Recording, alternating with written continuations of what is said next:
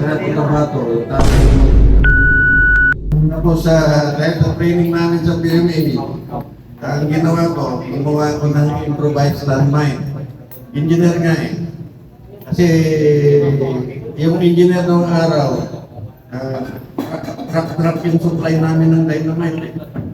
Para sa blasting ng mga bato sa kalsada, at blasting ng tulay, pag-iba ng tulay. So, marami kaming dynamite. Extension ng Holo Airport, kami rin ang gumawa noon. Ang ginagawa namin, dahil walang aggregate. Sa Holo proper, walang aggregate eh. Kaya yung malalaking bato sa Holo, pinapasabog yun. Ginagawa na panghalo sa semento. So, yun ang namin. Ang experience ko naman sa disiplina ng sundalo, pag naharas kami, may mga sundalo ako tumatayo. Ano na, yung kampo namin, lahat ng bunker namin underground. Bubong lang ang makikita sa itaas ng ng lupa. Nakalibing lahat ng tulugan namin. So, ang problema, pag naharas kami, yung mga matapang na sundalo, tumatayo pa doon sa taas ng yung isang first sergeant, company first sergeant ko, nanabihan ko, tumayo ka pa dyan sa taas ng bato, kasi hindi niya raw makita yung kalaban eh. Ako nang papatay sa iyo. Kaya bumaba. So, may mga sundalo talaga gano'n na matatapang. Meron din kami mga sundalo na pinagbawalan ko na sabi ko, dahil no man's land, bawal na lumabas ng kampo. Pag after ng 5 o'clock, after 5 o'clock kasi ang namin, disiplina namin doon. Pag may gumalaw sa labas ng kampo, pwede nang barilin. Hayop man o tao, basta gumalaw sa labas ng kampo, pwede nang barilin. No man's land eh. So, ang problema, may mga sundalo din na matigas sa ulo. Naghahanap ng gulay sa labas ng kampo. Pako, dahil sa pako.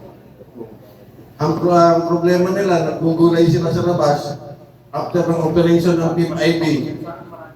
Nag-retreat na yung PIP-IB dahil nga malakas yung kalaban. I mean, sa Indanan. Sa Indanan naman yun. Dumaan doon sa lugar namin, yung dalawang APC.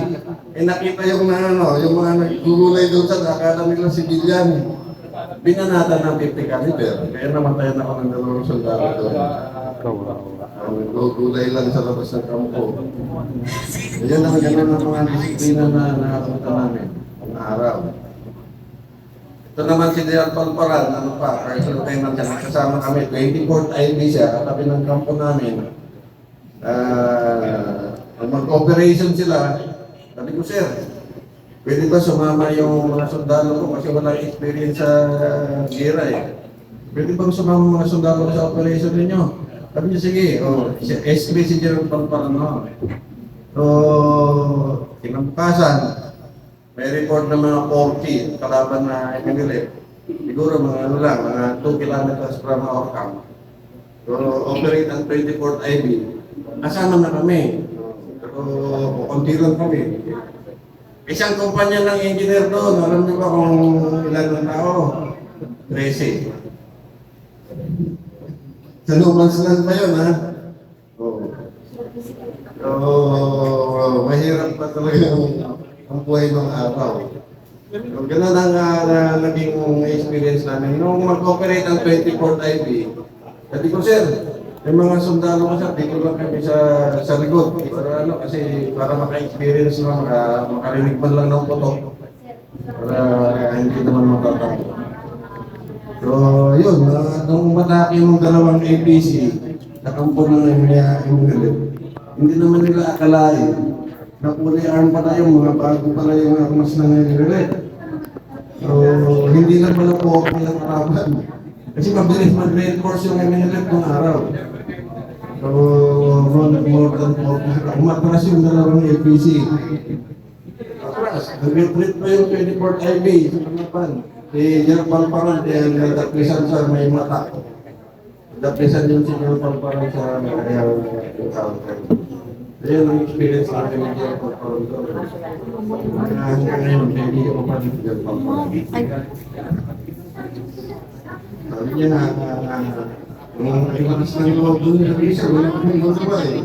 Kasi yung kampo namin, mas nauna pa sa kampo ng 24th IB. Nasa loob kami ng months lang. Yun ang experience. Sa corruption naman, tinitin pa ako, anti-corruption. Nung nagalit din ako sa batalyon commander namin. Kasi, nagtatrabaho yung kumpanya namin. Yung isang kumpanya, hindi nagtatrabaho, naglalakwat siya. Kaya tinanong ko yung yung personal demo nila, na travel company. Mas, Sarge, bakit hindi kayo gumagawa ng trabaho sa project? Sabi nila, sir, sira yung chainsaw. Kasi yung chainsaw ginagamit pagputo ng puno sa tabi ng kalsada. So, sira yung chainsaw. Sabi ko, bakit pa? Paano naging sira yun? Hindi ako ang bumili ng chainsaw, pito yun eh. Ang ginawa ko sa first sergeant, first, kunin mo yung Armalite. Kinuha ng first sergeant, kinuha ko yung Armalite. Inubos ko yung dalawang magasin ng Armalite doon sa pitong chainsaw. Kaya naman sa na 1 month sa nun. Tapos sabi ko sa yan, sabihin mo sa company commander ninyo, sira na yung chainsaw. Kaya hindi kayo makapagtrabaho. Ang nag-imbestiga sa akin doon, si DBA, Jaro Abat. Dumating siya sa first division, headquarters. Tinawagan ako ni Jaro Abat. There is Lieutenant Simoy.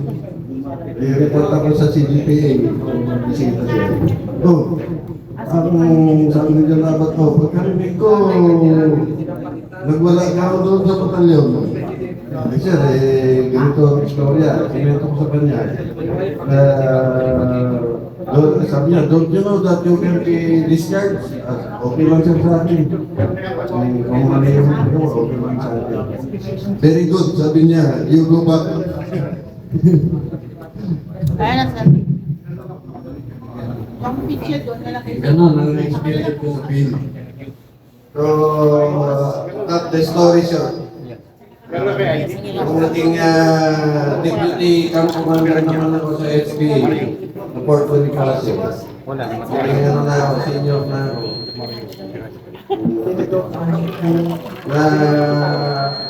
Nagtataka yung mga infantry officers during the cluster, cluster meeting, cluster A na Army. Palagi kami nagkataon. I always question yung report nila na merong encounter pero wala nang namatay. Bakit